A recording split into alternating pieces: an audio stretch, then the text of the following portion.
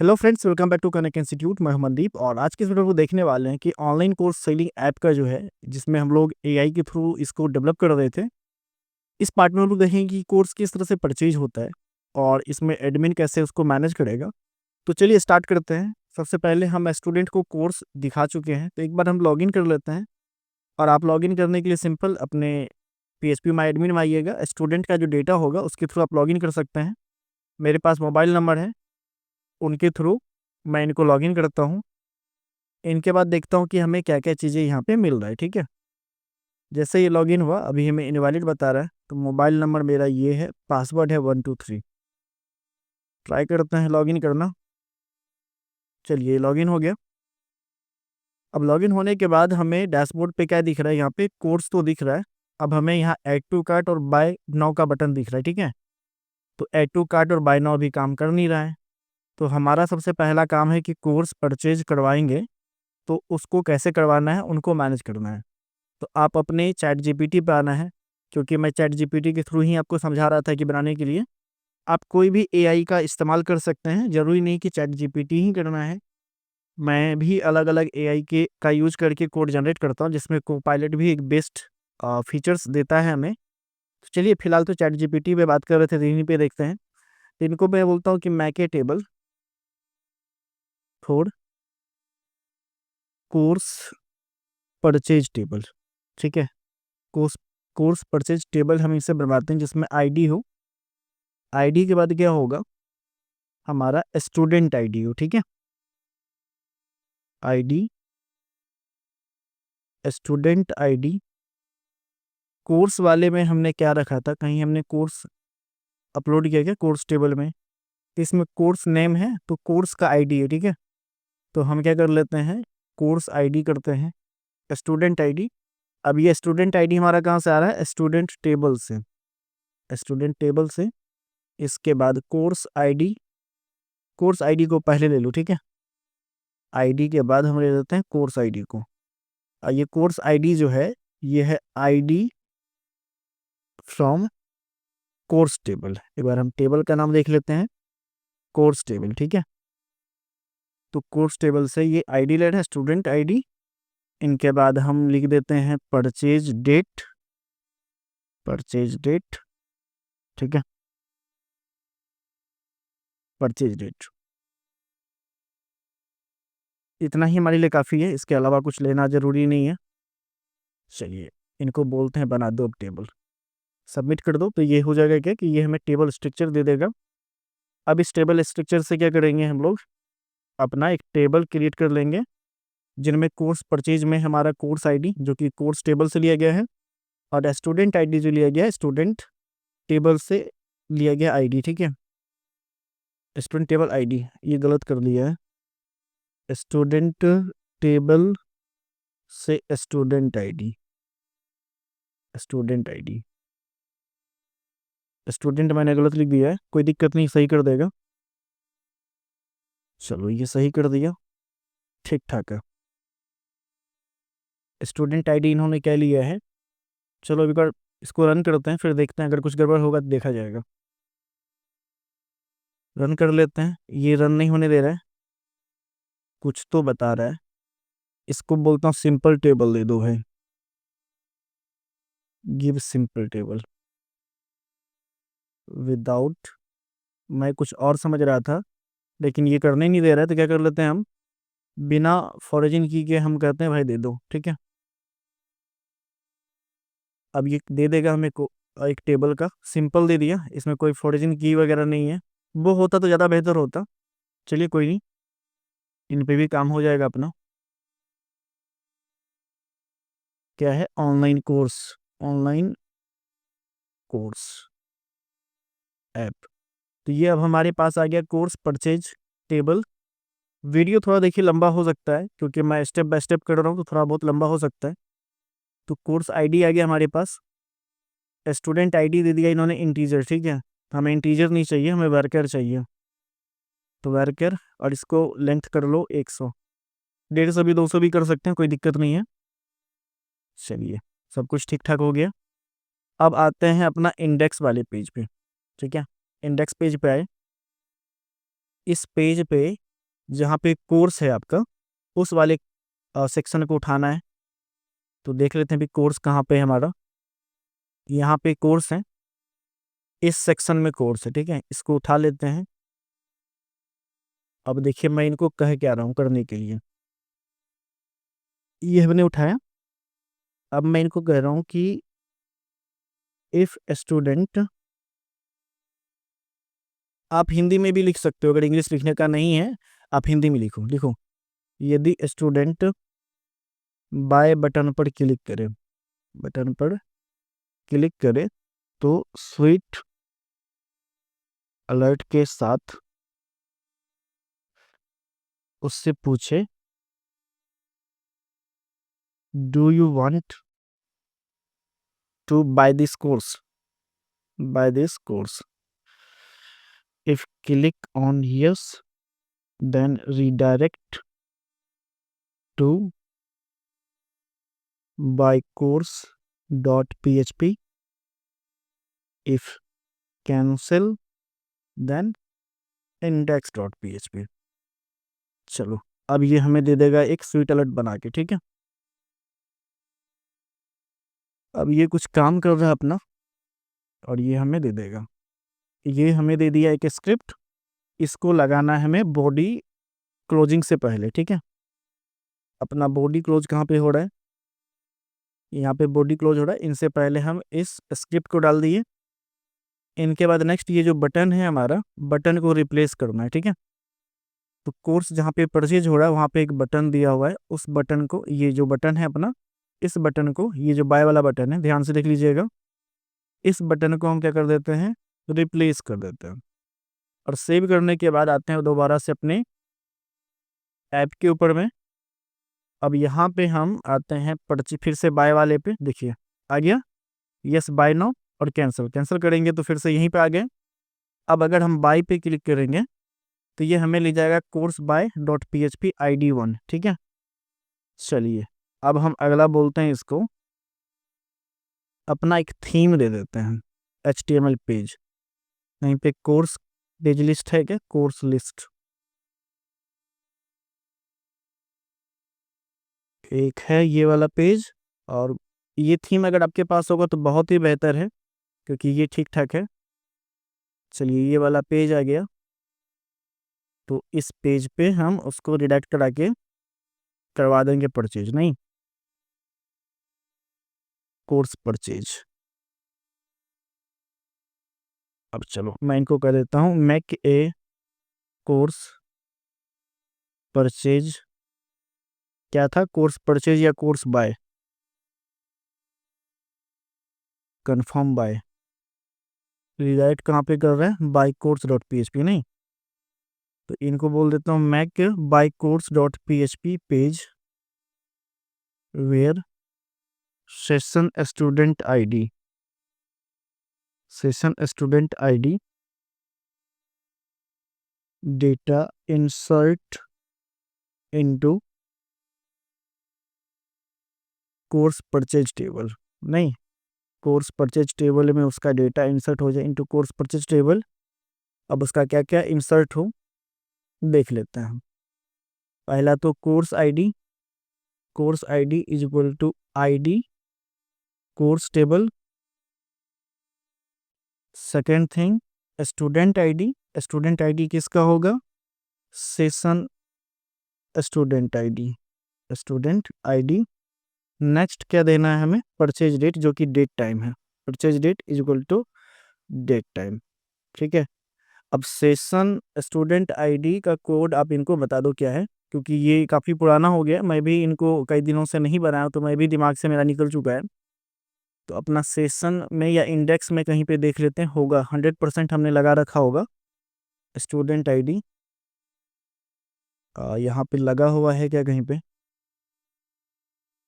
नहीं लगा हुआ है, कोई दिक्कत नहीं है, सेशन स्टूडेंट ID कहीं पे अपना होगा।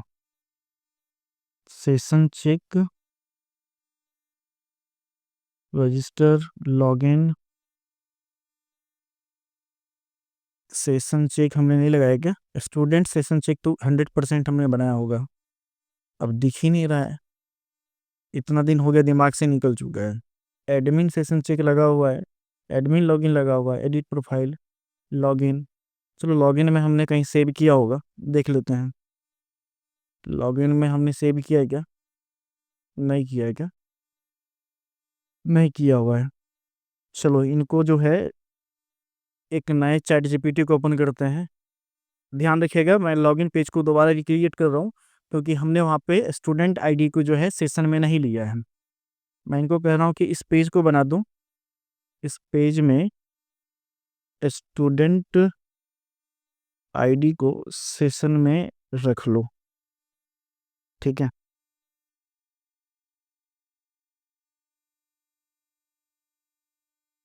चलिए सेशन में स्टूडेंट आईडी आ गया। तो क्या करना है, अपना पीएचपी का जो पार्ट है लॉगिन में उसको हटा दो, यहाँ से हटा दो। अब हो गया, सेशन स्टार्ट हो चुका है। यहाँ पे देखिए सेशन स्टार्ट है और सेशन में स्टूडेंट आईडी अपना सेव हो चुका है। इनके बाद ये बता दिए कि भाई इस तरह से अपना यूज करना है, ठीक है। तो मैं इनको बोलता हूँ भाई काम करो, स्टूडेंट सेशन डॉट पी बना दो, वो बार बार हमारा यूज हो जाएगा, ठीक है। बन चुका है अपना student session dot P. Control N कर लेते हैं। इस कोड को उठा लो, याद रखना ये मैंने दूसरे जगह पे किया है क्योंकि यहाँ पे हम कुछ और लिख रहे थे। इस कोड को उठाए, इसका नाम क्या था, student session dot P. Control S कर देना, सेव हो जाएगा .php।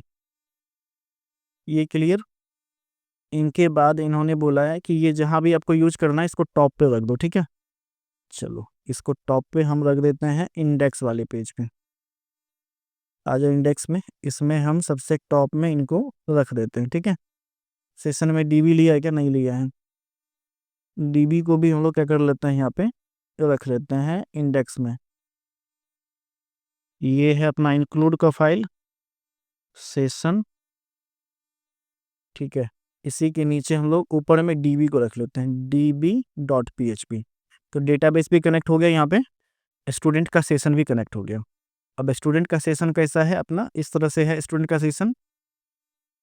तो चलो इनको कर लेते हैं अपना सेशन वाला। अब आ जाओ मेन चैट जीपीटी में, यहाँ पे ऐसा लिख दो, ऐसा मेरा सेशन है। अब ये हमें देंगे कोड बना के। अब ये बाई कोर्स डॉट पी का हमें बना के दे रहे हैं, ठीक है। चलो location course detail dot P, नहीं,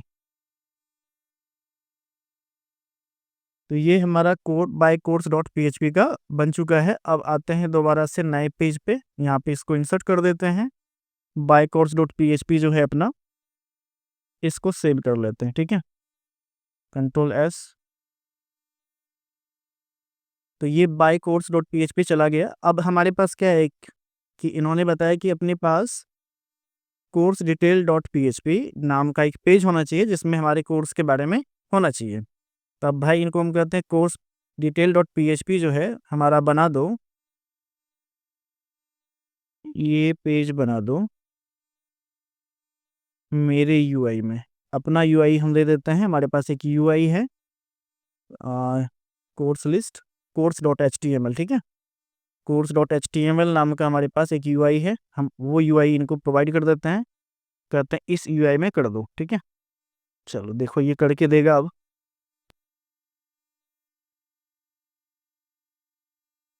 अब ये पूरा का पूरा हमें जो है बना के दे देगा अपना कोर्स जो भी हमने परचेज किया है उनके बारे में।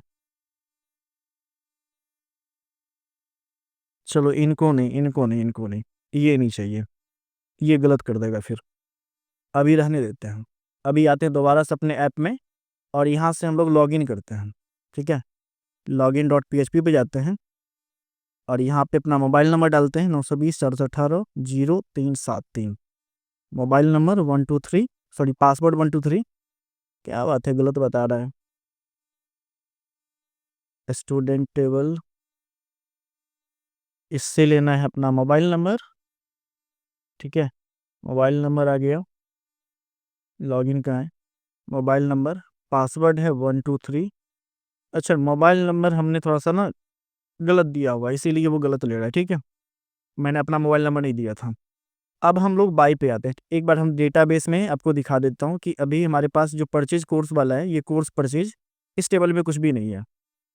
अच्छा, एक चीज़ और देखना है कि ये जो अपना बाय कोर्स है ना, ये रिडायरेक्ट कर रहा है। ठीक है, तो जिस पेज पे रिडायरेक्ट कर रहा है, हम कह रहे हैं कि भाई ऐसा करो कि इसको ना रिडायरेक्ट यहाँ पे मत करो, इसको कर दो इंडेक्स पे। अभी रहने देते हैं, इनको बाद में हटाते हैं। रिफ्रेश कर लीजिए पेज को, बाय पे जाइए, यस पे क्लिक करिए। अभी हमारा क्या हुआ, पेज ब्लैंक हो गया। ठीक है, और यहाँ पे you have already purchase this course हमारे पास आ रहा है एक मैसेज। चलिए, हमारे पास कोर्स का आ गया, परचेज वाला डेटा भी आ गया, लेकिन हमारा क्या आ रहा है कि अलर्ट नहीं शो हो रहा है। तो हम इसको बोलते हैं भाई कि इस पेज पे अलर्ट शो नहीं हो रहा है। किधर गया अपना बाय कोर्स, कोर्स परचेज करने के बाद इंडेक्स डॉट पीएचपी पे रिडायरेक्ट हो, पीएचपी पर रिडायरेक्ट हो और अलर्ट शो हो सक्सेस का। चलिए, अब ये करके देगा।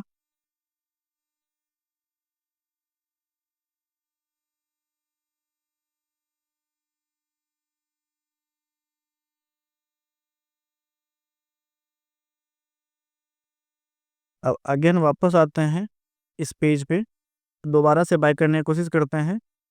तो अभी भी हमारा मैसेज नहीं आ रहा है, कुछ भी मैसेज नहीं आ रहा है, और हमें तो चाहिए मैसेज, क्योंकि बिना मैसेज का हमें नहीं चलेगा। अपना कहाँ पे आ रहा है, इंडेक्स पे, इंडेक्स पे नहीं आ रहा है। इसको मैं बता देता हूँ कि मैसेज शो नहीं हो रहा है, शो नहीं हो रहा है परचेज के बाद। सिंपल तरीका बनाओ, कोई भी, कोई भी।